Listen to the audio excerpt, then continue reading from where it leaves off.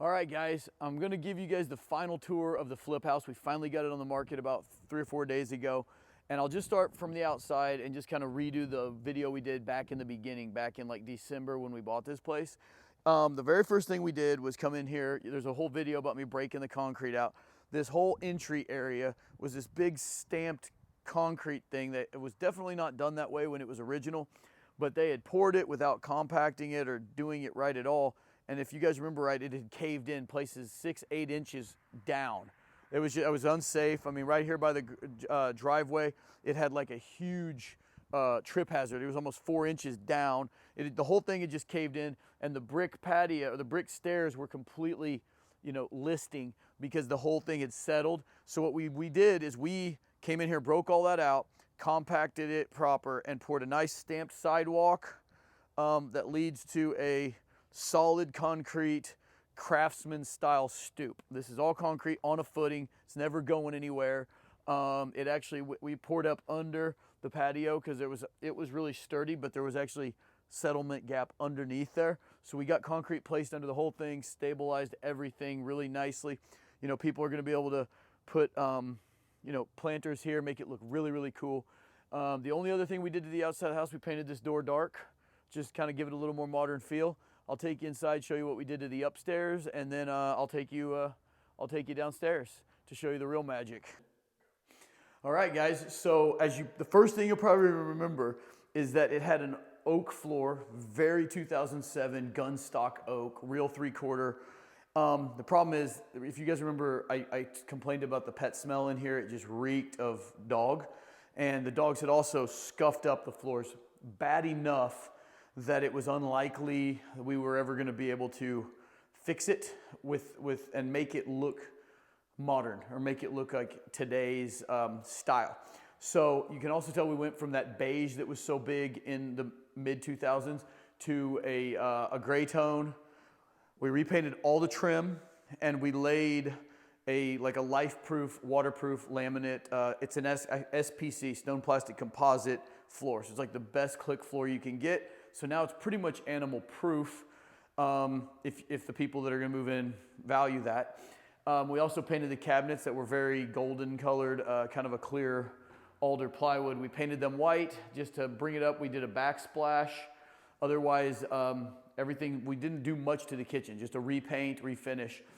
But you do probably remember over here that ridiculous looking stone fireplace that stopped right about here. And it's kind of, what's the point? I hate fireplaces that don't look real. If it doesn't have at least the illusion of a flue, it just looks so fake to me, which, I mean, they're gas fireplaces. It's not unsafe. It just looks incredibly fake. So we brought everything out. We brought a plug and the cable out to the surface, and we did this kind of a ACM or Nichiha imitation with MDF casework. So that's the big stuff we did upstairs. New floors throughout. We put new carpet in everywhere, which you'll see more downstairs.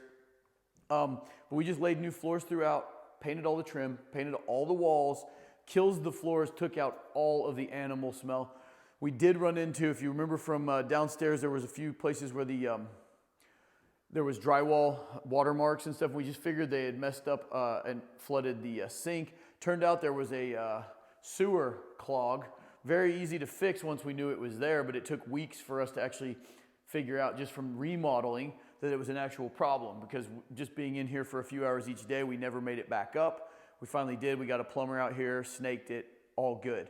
But that's literally when you have renters in here, they didn't bother to call anybody. They just kept messing up the drywall. So fixed all that. I'm going to take you downstairs right now because that's where the big stuff happened. So we'll go on down there now. And guys, in case you just watch my videos sporadically, you can see these SPC stair treads. We made these. We used an ACM router bit and a heat gun to actually create our own stair nose. Saved about $70 a stair over buying a bespoke stair piece. So I have a whole video I'll link right here on how we did that. And yeah, you can go check that out, because if you're doing remodel work, it saves a mint.